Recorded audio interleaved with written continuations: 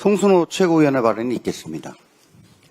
예, 시민들의 노력 끝에 헌법재판소가 윤석열을 8대0 만장일치로 파면했고 12.3 계엄 이후 123일 만인 6월 3일 국민들의 투표로 정권이 교체되어 이재명 정부가 들어섰습니다.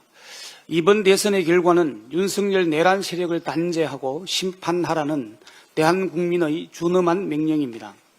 그러나 내란의 정점인 내란숙의 윤석열은 여전히 거리를 할부하고 있습니다. 지기현 판사의 윤석열에 대한 구속 취소와 검찰의 적시항고 포기가 빚어낸 대참사이자 사법의 흑역사입니다. 경찰이 비아폰 삭제 혐의로 6월 12일에 3차 출석 요구서를 발송한 날에도 윤석열은 반바지 차림으로 아파트 상가를 할부하는 것이 목격되었습니다. 윤석열은 경찰의 세 차례 소환 통보를 묵살하고 나보란 듯이 먹방을 하고 영화를 보고 계산책을 즐기고 있습니다. 내란 속의 윤석열의 국민 조롱이 도를 넘고 있습니다.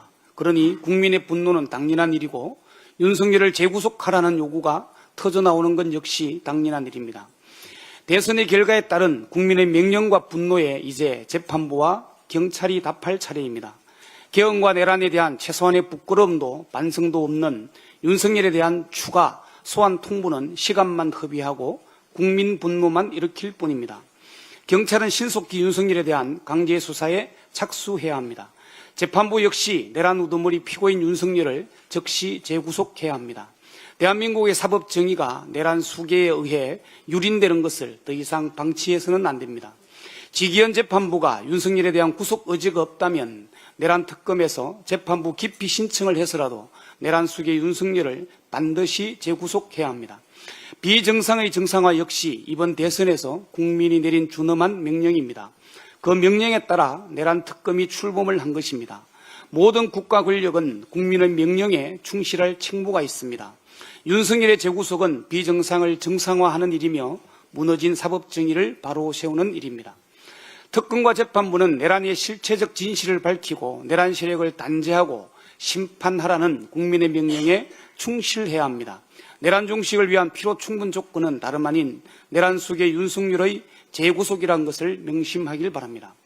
내란 속의 윤석열 재구속도 중요한 일이지만 내란 중요 임무 종사자들이 조만간 구속기한 만료로 풀려난다고 합니다. 구속기한 만료로 가장 먼저 내란 사태 구속 1호인 김용현 전 국방장관은 오는 6월 27일이면 풀려납니다. 다음으로 여인영 전 방첩사령관과 이진우 전 수도방위사령관은 6월 30일, 박안수 전 육군참모총장은 7월 3일, 문상호 전 정보사령관은 7월 6일, 김봉식 전 서울경찰청장은 7월 8일, 노상원 전 정보사령관은 7월 10일, 김용군 전 대령은 7월 15일 순으로 구속기한 만료가 도래합니다. 이대로 가면 지금부터 한 달 내에 내란 관련 모든 피의자들이 석방됩니다. 우리 국민들이 이런 상황을 용납하지 않을 것입니다.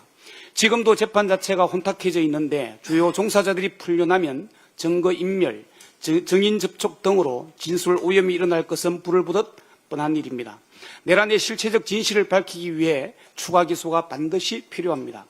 관저뇌물 의혹, 민간인 노상훈에게 비하폰을 불출한 의혹, 군장성 블랙리스트 의혹 등 추가 기소할 건은 차고도 넘칩니다.